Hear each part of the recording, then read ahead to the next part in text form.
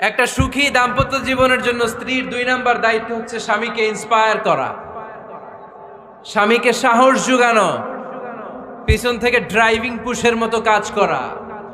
কারণ স্বামীকে যখন স্ত্রী সাহস যোগায়, স্বামীর সাহস বেড়ে যায়, ঠিক কিনা? করোনার আয়াত যখন নাজিল হলো, আল্লাহ রাসূল সাল্লাল্লাহু আলাইহি ওয়াসাল্লাম ভয় পেয়ে গেলেন। বিষ্ণু ঈসা ইসলামের হৃদয় কাঁপতে আরম্ভ করলো।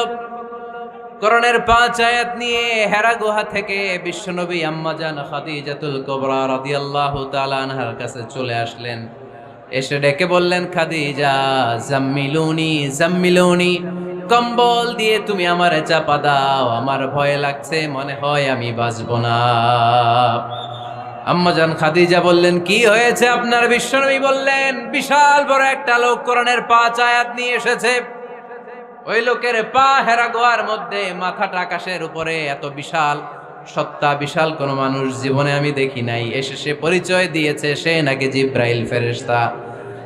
বিশ্বনবী বললেন, মনে হয় আমি বাঁচব না, আমার জ্বর চলে এসেছে, আমার হৃদয়ের মধ্যে কাঁপুনি শুরু হয়েছে, তুমি আমারে কম্বল দিয়ে চাপা দাও।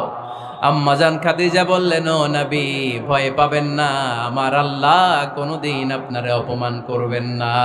সুবহানাল্লাহ পড়েন।